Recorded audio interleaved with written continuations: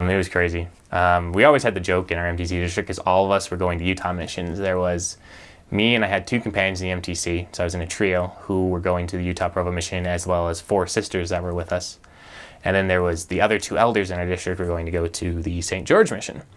So us and the sisters would always joke around that all we had to do was walk outside the MTC and we were in our mission, and that we could go out and start teaching the gospel everywhere.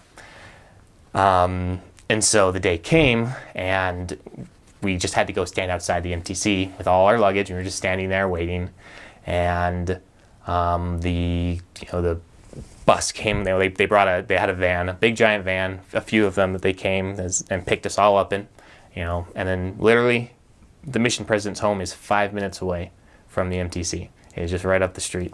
So we drove 5 minutes, stopped at the mission home, and we got out and met our mission president. My mission president was President McCune, and got out and we knocked on the door and we started singing "Call to Serve," and they welcomed us in, and we had they gave us dinner, and then they gave us the orientation. Here's what's going to happen, and then we had to and at night, anyway, that time it was night because we'd left at like 4. We'd left from the MTC like 4 afternoon, and so we went and we got back in the vans, and they dropped us off at various members' homes around the area to so we could spend the night there.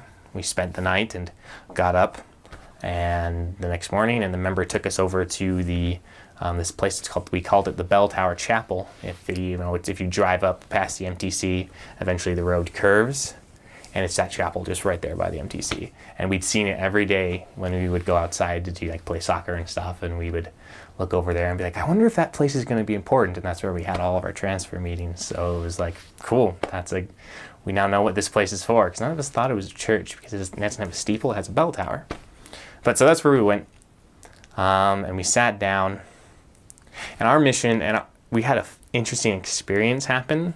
Back in the MTC, we had gotten on, they have the missionary portal, and we'd gotten on the missionary portal, and for maybe about an hour, they had our first area and our trainer's name on there, which we weren't supposed to know. And so we all hopped on the missionary portal as fast as we could to figure out what area we were supposed to go to and our trainer's name. So I already knew who my trainer was going to be before I got there, but none of us told that to the mission president. And apparently the same thing had happened on the other side.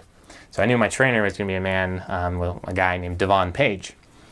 And that I was going to serve in the Freedom Spanish area because I went Spanish speaking. And so as I was walking around, the trainers were there mixing and mingling. As I was walking around, I was trying to spot where this Elder Page was so I could find out who he was. And then we were sitting down and we had to do role playing where we had to practice teaching the first lesson. And our mission president was looking for an example person to help him, and he asked for an example, and this tall guy, African-American guy, just his hand shoots up in the air, and missionary was like, Elder Page, come help. And I was like, oh, that guy is huge. And that guy's my trainer. And they sat, and so they did their role-playing activity, and that's something I learned about Elder Page, is that he always volunteered for everything that mission president asked him to do. So we went, and we went and we did a role-playing exercise, and then they did the, announcements of, the mission president would stand up in front and they would announce, like, all right, this person is, and this person, your trainer is going to be this person. And so eventually, Elder Taylor, your trainer is going to be Elder Page, and you're serving the Freedom Spanish area. And I just, I stood up and I walked there, the average-sized little, new missionary, just walking up, and my trainer, and Devon, comes up and he just gives me this big bear hug, and and I was just like, this is going to be interesting. He's a rather touchy-feely kind of guy. And he just puts his hands on my shoulder and he's like, Elder Taylor, we're going to do great work. And you remember that. And so we left. We walked outside, grabbed my luggage, and I don't remember how we got back to our area. I think the English elders in the area helped us out, but it was just such a blur that I really don't remember how we got there. Also, next thing I know, I am standing in, the backyard of this member's home, looking into what would become a basement apartment. And, looking into, kind of like what you have out here. And so, it was a stairwell leading down into the back of this place. And I was like, is this where this is the place? And he's like, yeah, go inside. And I walk inside, and I was like, oh, dang. And it was like, because it was like there was a big hole in the wall that led into this giant dirt cave. And I was like, what is this, like a troll den or something? And Devon's like, oh no, it's our apartment. And I was like, why is there a giant dirt cave in my apartment? And he was like, I wasn't expecting anything like super high class, but I was not expecting a hole in my wall that led to a cave. And I was like, man, what did I get myself into? I'm like, am I gonna get sick in here or something? And he's like, no. And so he goes and throws my stuff down. I was like, all right, come on, we're gonna go find people to teach. And I was like, okay. So then we get out and we start walking. And I didn't remember the directions we were going or anything. And then we stopped, and eventually we ended up in a trailer park. I know where the trailer park is now, but that day I just kind of not know how we got there. So we're in this trailer park, and he goes and knocks on this door and opens up, and it's this Hispanic woman, and they start talking in Spanish, and I was like, I think I understood maybe 3 words of that. Great. Good to know the 6 weeks of the MTC paid off. And walked in. We eventually went inside, and we sat down, and we started reading scriptures with her. And and then Devon, Elder Page, turned to me and was like, why don't you share your favorite scripture? And I was like, okay. And so I turned to my favorite scripture, and I read it, and I think I kind of said in broken Spanish how it was very important to read the scriptures, and she just kind of like nodded at me, and then she turned to Elder Page and said, what did he say? And I was like, okay, that's fine. It's my first day. Then we left that apartment, and we walked outside, and we left that trailer, and we went to the next trailer over, and there was this woman who was using a broom and sweeping off the deck of her trailer. And Devon comes up and is like, hey, do you need any help? And she was like, no, not right now. And I was like, okay, good. I'm starting to understand a little bit more. And she's like, no, I don't need any help right now. And she's like, well, we can help if you want. And she's like, oh, well, if you really, really want to help, come back on Friday and I'll have something for you to do. And so I got that, and so I excitedly pulled out my planner and just wrote down on Friday and wrote down the trailer number, and it's like, cool. Fast forward 2 days. Don't remember what happened between those 2 days. It was crazy. I was just wandering around, just getting to meet people. I do remember we went and bought me a bike with this guy, Hermano Puli, is what we called him. He was an American guy who married someone from Chile and was in the ward. So I was grateful to find someone that spoke English. And so he took me and we bought me a bike. But on that Friday, we were sitting there and we were going through our planning, and then he was like, okay, so at this time we can go visit this person. Like, wait, but at this time we're supposed to be going to visit this lady and give her service. He's like, I didn't write that down. I was like, do you not remember this? This happened on my first day. And he was like, oh yeah, I do remember it, but I didn't write down where it was. Did you write down where it was? And I was like, well, I wrote down a trailer number. And he's like, do you know how many trailer parks there are in our area? I was like, I don't know. He's like, okay, we'll start at the closest trailer park and just go around until we find this woman. And we didn't find her that day. And so it was like, okay, we're fine, we're good. We didn't find her. Maybe we'll run into her later. Maybe she actually didn't want help. Maybe she's just avoiding us. But a few weeks later, we actually did find her. She was standing outside of her trailer as we were walking up this trailer park, and she points a finger at us and is like, elders, you were supposed to be at my house. And we were like, when? And Elder Page is like, I don't remember this. I was like, Elder Page, this is the woman that we met on my first day. And he's like, oh, right. And he's like, well, how can we help? And she's like, well, there's nothing you can do now. I already did it. And Elder Page was like, well, can we come in and share a message? So we went in, started sharing a message. We found out that she was actually a less active member of the church. And so we talked to her, and we started trying to convince her to come back to church. And she actually did come back to church for a few weeks, which was pretty cool. But for that first week, it was just, a lot of getting to know what everything was. Areas in the Utah Provo Mission are not very big. A Spanish area covers one ward, and I was lucky that in the stake that we were in only had 2 Spanish wards in it, which is actually pretty rare. So I covered literally I covered half of a state. My area was literally Freedom Boulevard, like 500 West, and Center Street to like the very bottom of Provo almost. So it was not very big. It was a very small area. But most areas you cover like 2 or 3 stakes is what you cover. English elders generally work with 1 or 2 stakes, and Spanish areas have feeder stakes. So they have their home stake, and then they have 2, maybe 3 other stakes that feed into them. So you cover all of those. But I was lucky in this first area. I only have 1 because the grid system did not make sense. I was just like, I don't get. They go, how do you know if you're going north or east? And they're like, look at the mountains. Like, which mountains? There's mountains there, and there's mountains there. And they're like, look for the Y. And it's like, what if you can't see the Y? How do you know where you are? And so, figuring the grid system out, I can remember many hours that we had a map of our area, that someone had obviously just gone onto Google Photos, Google Maps during their P Day and printed out paper by paper map of our area, and they put it all together and put it up on our wall.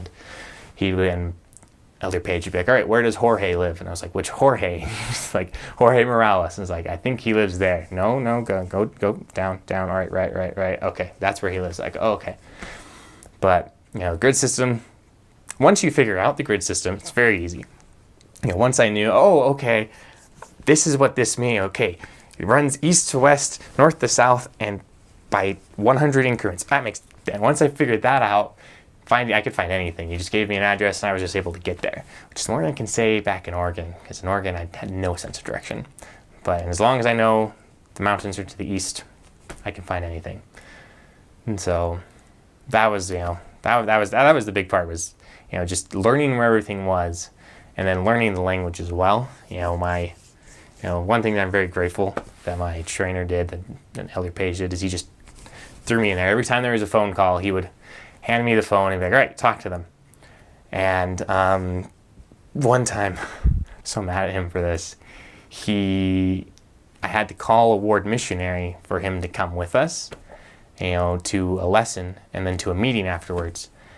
And I called his cell phone, the ward missionary's cell phone, and I was like, okay, no response. And I tossed it over to Page, and like, okay, it's your turn, to call his wife to see if he's with his wife. And he's like, okay, pulls up the phone and calls. No response. Throws it back to me, and I grab the phone. I look at the phone. He didn't call the wife. He just called the phone that I had just called. I was like, I know Elder Page. I just called that number. I know he wasn't going to answer. He's like, yeah, but you're never going to learn Spanish if you don't talk to people. I knew he wasn't going to answer, so you call the wife now, and now you get to talk Spanish. And I was just mad. I was just like, I can't believe you do that to me. We're supposed to take turns. We're supposed to be a team. He's like, yeah, I'm teaching you Spanish. And I was like, called the wife and eventually got a hold of the husband.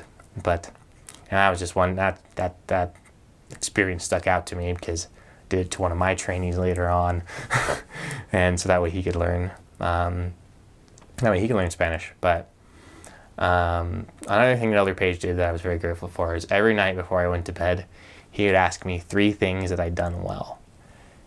And at first, it was fine. I was like, okay, I did this. But then after a few weeks, you're just kind of like, I didn't do anything well today. Like, I wasn't able to teach this lesson. And I didn't do anything well. And so one night, I made sure to get into my bed before he got into his bed. And I was laying there, and I just had my eyes closed shut. And I was like, I'm going to be asleep before he asks me that question.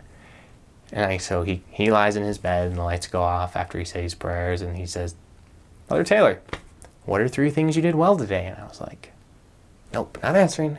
Just gonna sleep. And all of a sudden, I hear movement from his side of the room. And all of a sudden, I feel his face right in front of me. And he's like, Elder Taylor, I know you're awake. What are 3 things you did well today? And I was like, I didn't do anything well today, Elder Page.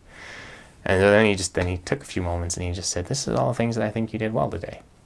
And that's I think that's definitely as a new missionary, that's a very important thing to remember. You can be super critical of yourself, but always try to find the things that you do well. That's something that I did with my trainees that later on.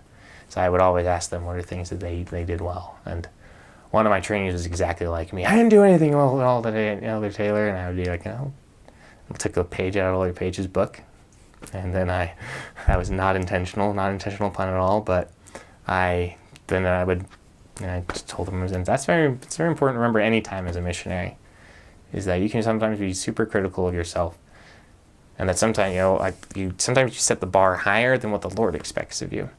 And so that's just any time in life, at any point, the Lord, just say you set the bar extremely high, and then and that's something that Elder Page taught me, Devon, that you don't need to, the Lord has his bar. Don't set your bar higher than the Lord's. Now the Lord's bar is pretty high, but oftentimes we try to set it higher, and we don't need to, because we aren't going to be able to reach the Lord's bar in the first place. We're not perfect. That's why we have the atonement, to be able to grab, so Jesus can take our hands and help us reach that bar.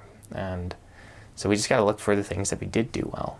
And yeah, it's important to recognize what we didn't do well, but just take it and then go with it, and fix it and make it better through the power of the atonement. I'm very grateful to Elder Page for that. I think he's taught me the most about the atonement out of everyone that I know in my life. So a few months after I left, they actually split the mission into the Utah Provo and Utah Orem mission. But when I served, we covered Utah County, and then up toward, and it kind of went, and then so basically pointed the mountain south to Goshen, and then we kind of went up to Heber. So we went through the pass to Heber, then we went from Heber to about 3 hours east of here to a place called Vernal.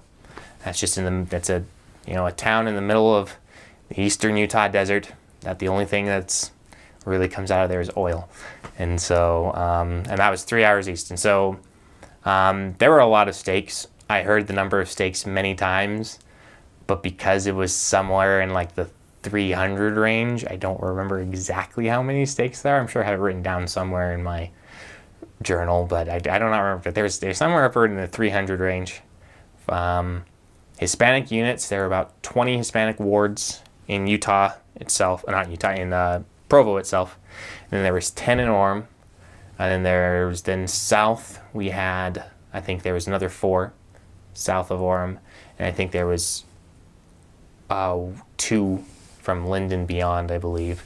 From Linden and beyond was only sisters, so I never got to go that far north. But it was only Spanish sisters. And then out in Vernal, they have a Spanish branch that's out in the Vernal Roosevelt area. And so I had the privilege of serving in, how many areas did I serve in? Freedom, Lake Ridge, Springville.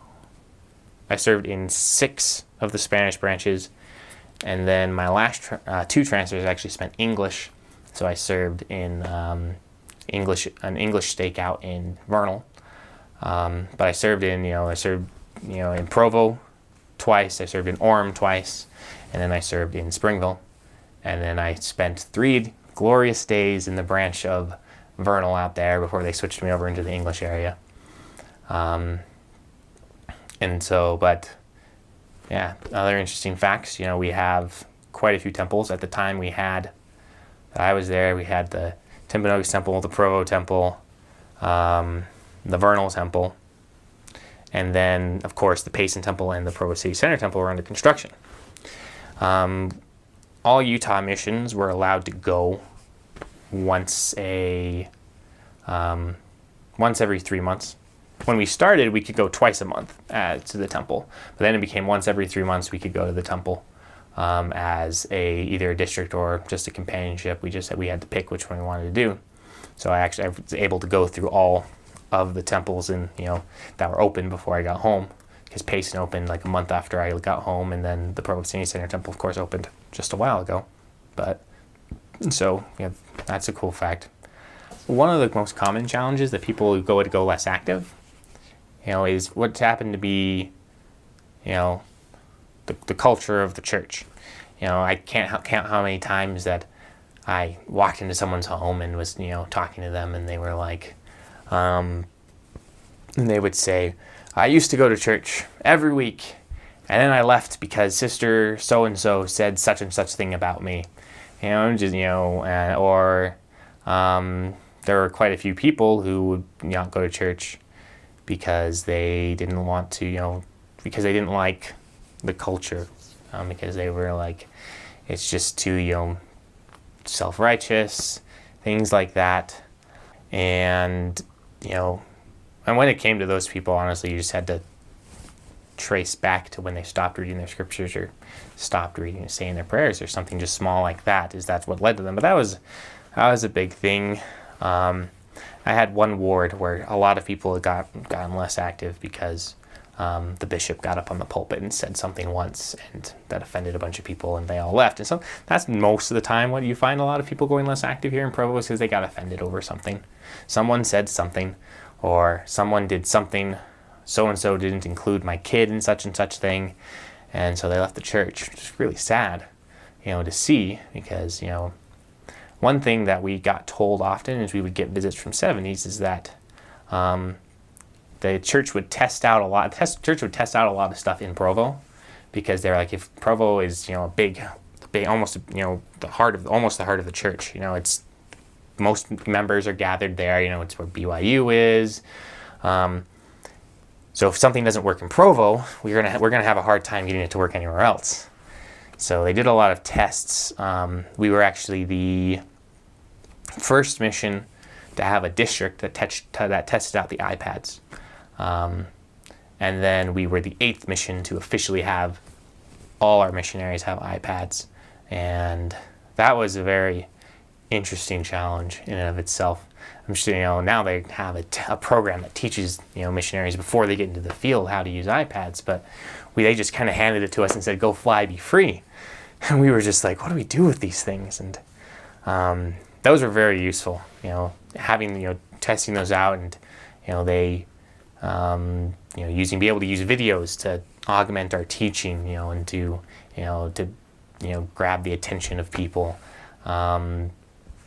So that was a cool fact about the Utah Provo Mission, is that it was one of the first missions to start using iPads. My favorite place to where I served was Orem. I liked serving in Orem. And I liked the other two places. Loved them. I love Provo. Back in Provo, so love Provo. Love Springville. Love Orem. What I kind of noticed about Provo is, Provo is a large portion of it is, that BYU, which is great. So, cool places is, you've got the 2 temples, of course. You've got the Provo Library. You've got interesting place. You've got Provo kind of has a lot more, recreational things that as a missionary you might not be able to go to. But like they have bunches of cool restaurants. My favorite restaurant is down on Center Street, and no, it's on Center Street, and it's run by it was run by one of my landlords. It's called Brassa's Mexican Grill. They actually have 2 locations now, one as you're leaving towards Orem, and then one that's just, a little bit over by the City Center Temple. It's a fantastic place. They give, homemade Mexican food, just authentic Mexican food, and it's great. I think I served in a lot of the residential area, so I don't I'm not super familiar with the other places. But, a lot of the shopping stuff is up in Orem. Like, we were constantly leaving Provo to go up to Orem to do our shopping, because there just, there was the very basic shopping stuff here in Provo. But there was lots, Provo has lots of good restaurants. Like, Brassa's is really good. Both Brassa's, there's the Mexican Brassa's, and then there's the Brazilian Brassa's. They have Tucanos. Tucanos is great. Our mission president took us all to Tucanos at the end of our mission, so we love Tucanos. Then other cool things about Provo is that they have a place called Rocky Mountain Burger, which is on 500 West, which is really good. We went there every week. Orem has lots of, Provo follows the grid system almost pretty exactly. Orem doesn't quite do that. You'll have lots of random side streets that are curvy, and you're just like, wait, this isn't exactly the grid system. And so Orem is a little bit more haphazard in its layout. It tries to follow the grid system. For the most part, it does okay. But there, every once in a while, you find this like curvy S street. And you're like, how does this follow the grid system at all? And but it has lots of shopping places. So like it has University Mall, It has the Walmart that most of us went to. And it has a lot, clothing stores. It has, it has the CTR clothing and Missionary Mall where you can go buy your missionary clothes. We liked Burlington's. Those are all on University Parkway. We liked Burlington's and going shopping for ties there. Springville was pretty cool because Springville is a smaller town. Springville, is mostly residential, but is known as the, city of the arts. So it has an art museum, and that's pretty cool to check out. Springville has lots of cool hiking up in the mountains. We did that a few times. We actually went into a cave. That was an interesting experience. We went with a member, and we went up there, and he said, "Okay, hold on, elders." And all of a sudden he pulls a pistol out of his backpack and goes into the cave. And we're like, "Whoa, why do you have a gun?" And he was like, "There might have been a cougar in here. We just wanted to make sure you're safe." But lots of cool hiking up there. My favorite apartment was actually in Springville. Living with the Smiths down in Springville. We lived so you had to go up this giant hill to get there. It was like seriously like walking straight up into the air. They had a really cool cool place there. They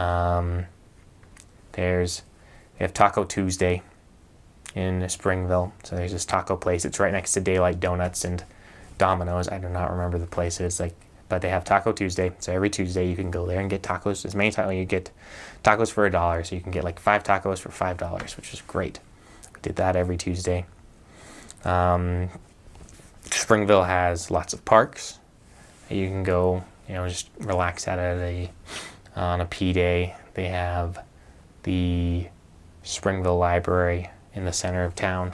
Most of the the layouts of most cities in Utah they have in the center of town, they have a religious building. That's why the Provo City Center, which used to be the Tabernacle, is in the center of town. That's why it's at exactly Center Street and Main Street. I think that's and so it's 0, 0, 0 on the coordinates, and so and that's how it is. But in the center of Springville, they have their library, which is a little bit different.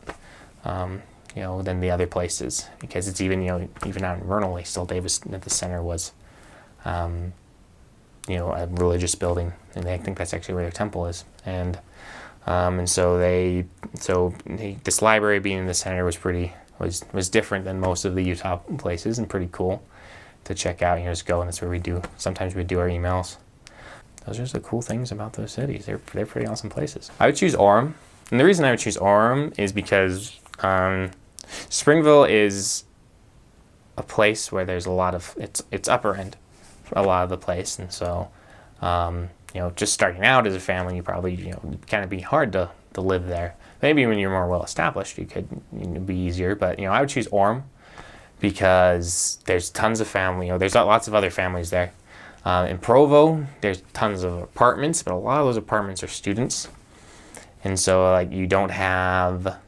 At least personally, I feel like we would run into students all the time, and so there's students everywhere, and it's kind of let's support BYU, and there are family wards and family things which are really good, but I would rather I loved Orem, there's it's and that's where all the shopping is in Orem. So if you need to get stuff, that's where you probably end up in Orem anyway, and so I'd pick Orem.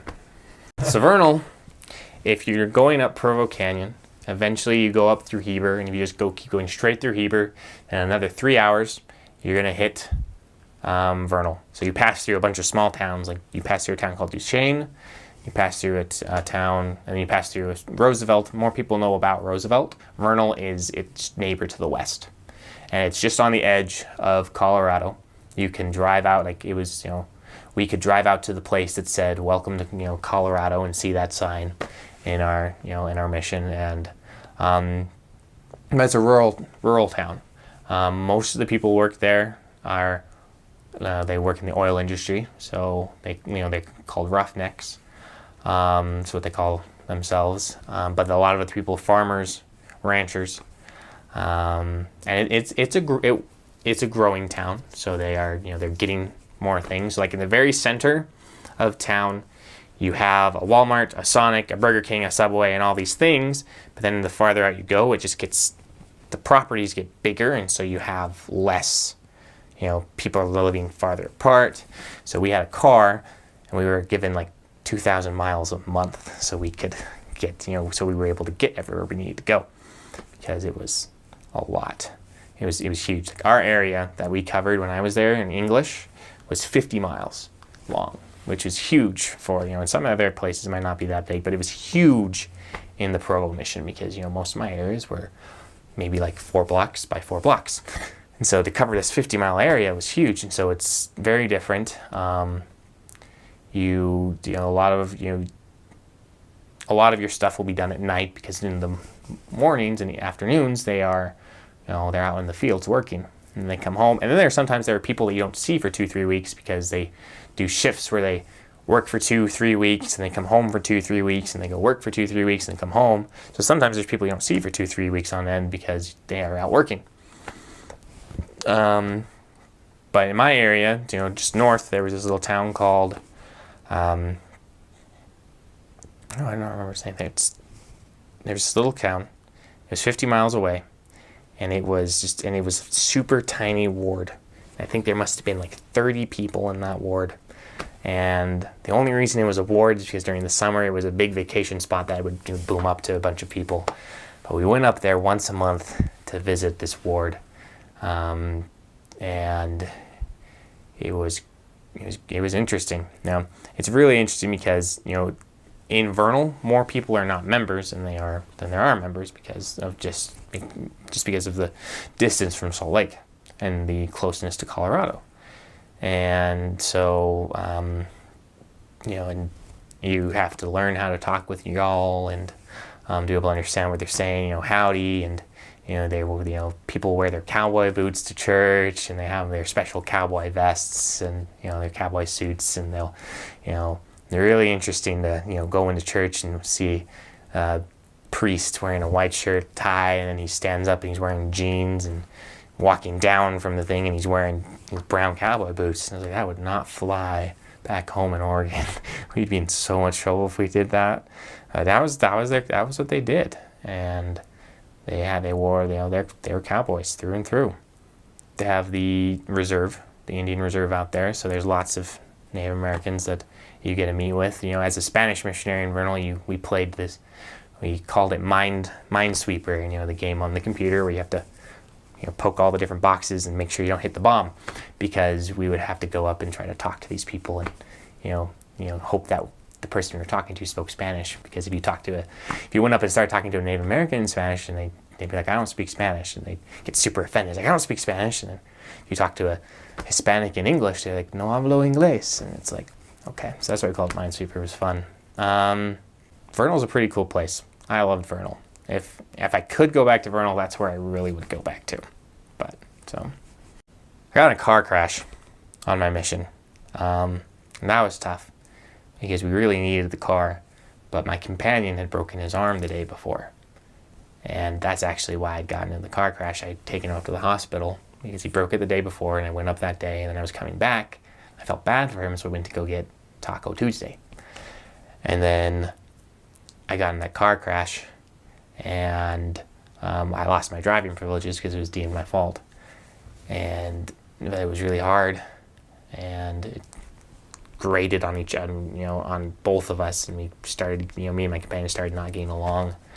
And so that was tough, but I learned that the Lord has His reasons, and there were people that I wouldn't have met if I'd been driving. That I met them because I was walking around Springville, and so I learned that the Lord has His reasons. He did not let me drive for the rest of my mission, but He didn't want me to, obviously, because I got in a car crash. But I was taking a left-hand turn out of a parking lot, and what happened is my companion was in the back seat because we had another missionary with us, and he was in shotgun, and my companion was in the back seat, and we put the tacos by him, and I heard the tacos falling, and my companion had been doing stuff with his right arm, which was the broken one, so I turned around for just a second to say, don't grab the tacos with your broken arm, and I got into the crash.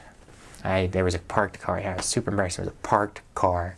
I hit the parked car on the side, and it was just that was hard to the vehicle coordinator came over to the crash site, and he was just like, "What did you do?" And I was just like, I hit a parked car. And I got in, and he's like, "Get in my car!" And we sat there really silently and quietly, and finally one of the elders spoke up and was like, "Do we still got tacos?" And I was like, "You're thinking about tacos right now?" But yeah, so that was tough. It was a left-hand turn. Pay attention. Look in front of you. Don't look in the back of the seat. I had a shotgun pulled on me. We walked up to the door, knocked on it, and this old man came out, cowboy hat, no shirt, and was here in Provo, and he had a shotgun in his hand and was like, "I don't like Mormons." And I made the mistake. It was my second transfer, and I was saying, "Why is that, sir?" And he cocked the shotgun, and he was like, "Goodbye, sir," and turned around and walked away. And we were like, "I didn't think I'd get a shotgun pulled on me in Provo." And my companion was like, "I didn't think so either." So that happened. It was crazy. Playing with Nerf guns was a thing. We played with them like on our P days. Every once in a while we'd get together and have Nerf gun wars. So one time, me and my companion, when we should have been doing language study, we were having a Nerf gun fight in our apartment. And I was sitting, and we had this giant beanbag, and I was standing behind this beanbag, waiting for the opportunity, waiting until I heard his dart start firing so I could get up and shoot at him. And I heard his dart stop firing, and I popped up, and he used the opportunity and shot. Got me right in my right eye, and I was like, "Oh, dang it," and I got down. He was like, "Are you okay, Elder?" I was like, "Yeah, I'm fine." And I stood back up, and boom, got me in my left eye. And I was like, "Dang it, Elder." My second transfer, I was only with Elder, my trainer, for 6 weeks. Second transfer, there was this torrential rainstorm. And in Oregon, whitewater rafting is huge. So I'd gone whitewater rafting.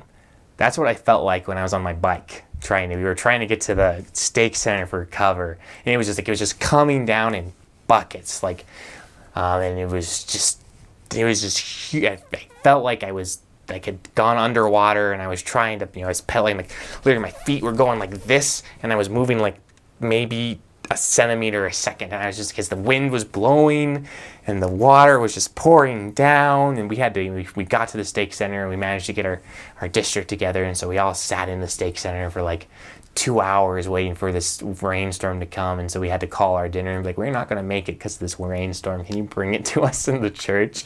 And they're like, "When the rain stops, we'll bring you some KFC." And so the rain stopped, and they brought us some, because we were drenched from head to toe. And so that was the craziest weather, was that big huge rainstorm on my second transfer. You can't do things alone. There were a lot of times where I felt like I needed to be the strong companion, and I needed to be the strong one to go do, to do it, and I needed to be the best. A lot of times that just ended up me, making a fool of myself. But, we needed, I learned that I needed to rely on other people. Rely on my companion, because everyone has their strengths, everyone has their weaknesses. And so I learned that through a variety of companions. And I'd say that by the time I, haven't quite mastered it yet, but it's definitely a big life lesson, is I have to learn that other people have their strengths too, and that I can rely on them. In Vernal, met deer a lot on the road. They would come, they would just stand in the middle of the road and just watch you. Because they get that dazed in the headlights look, and so we'd have to stop and turn off our headlights and just honk until they moved. Dogs are also a big thing. Getting chased by dogs happens in Provo. But that's the closest that I ever got to a big, crazy wildlife encounter. My favorite food that they served was something called pupusas. That's El Salvadorian food from El Salvador. And I loved it so much, actually, that's the only food I learned how to make. Like, I saw other foods get made, and I know the basic principle, but that is the only food I went up to a member and said, "Please teach me how to make this." Because I love them so much. They're the flat cornbread. And they are stuffed with various things. They're stuffed with cheese, or they're stuffed with pork and beans. And then they have this sauce that goes with it. And then they have it's basically, it's kind of like this coleslaw thing. They call it cortillo. And it's chopped up cabbage and lettuce and carrots that soaks in this vinegar for a while, and what you do is you take the pupusa and you rip part of it off and you use the pupusa and you grab the cortillo and you dip it in the sauce and you eat it. And I just loved pupusas. And whenever I learned that someone was El Salvadorian, the moment I learned they were going to feed us, I would go up to them and say, please make pupusas. I would love some pupusas. In Argentina, their Spanish is different than everyone else's. So the word trastes means dishes in everywhere else except Argentina, where it means something very different. So asked once, if you ask, can I wash your dishes? Puedo lavar sus trastes. You're into an Argentinian and you're asking to wash something very different that they don't want you to wash. So that was one of them. And luckily they knew. So they just started laughing. And they knew. They were like, no, Elder, you don't want to ask that. And so that was good. We had a woman who had been taught for years by the missionaries. And eventually when we started teaching her, she wanted to be baptized. And we were working really hard. And everything just went wrong on the day of her baptism. She got in a car crash. Her neck was sore. Just everything was going, they forgot her underclothes for the baptism. You need white underclothes, and they forgot that. And everything was just going wrong for this woman. And she was just heartbroken.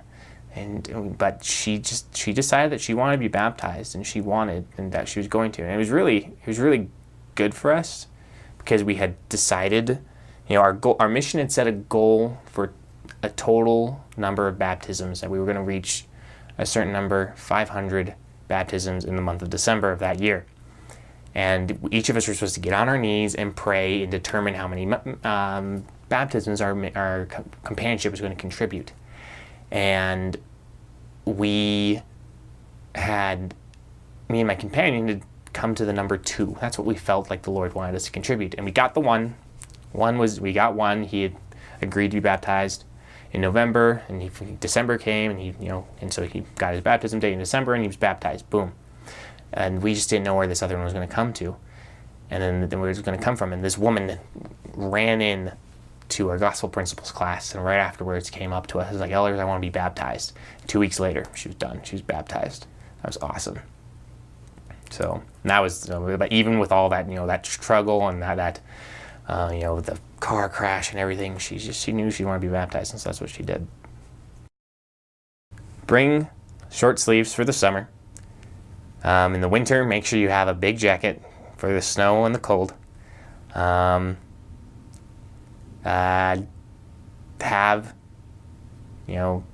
plenty of socks, warm socks.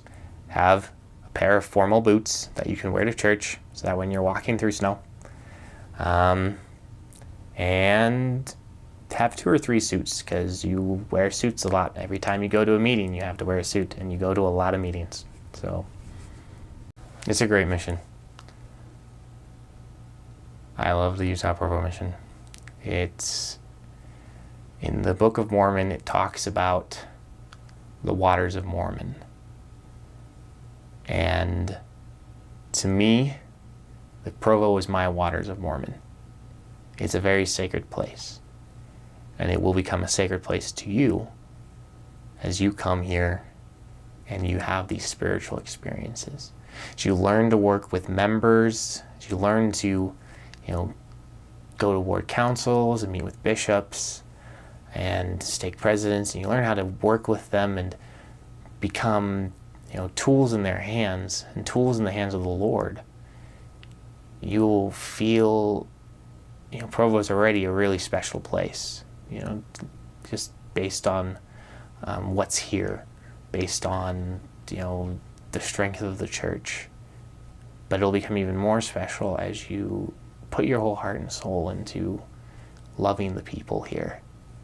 I know that your call came from God, because mine did. And I know that you will have wonderful experiences that you will find people that the Lord's preparing through you. And it may not be through, you may not tract 500 doors like everyone else does, but, it'll come through different means. And I know that, just an important thing to remember about serving the Utah Provo Mission is that the members are our biggest help, and they're our allies in this. And without the members, honestly, no work would happen in Provo. Pretty much everyone I taught and helped bring unto Christ through baptism was because a member brought them to me. And so, you're not better than the members. The members are missionaries in a different way. We have to work together. And that's a huge part of serving in the Utah Provo Mission, is learning how the church is truly supposed to function through, the members, and by aligning priesthood keys. I know that as you do those things, that you'll find the success that you're seeking, that you will help strengthen the stakes of Zion here. And I know this to be true. I say this in the name of Jesus Christ. Amen.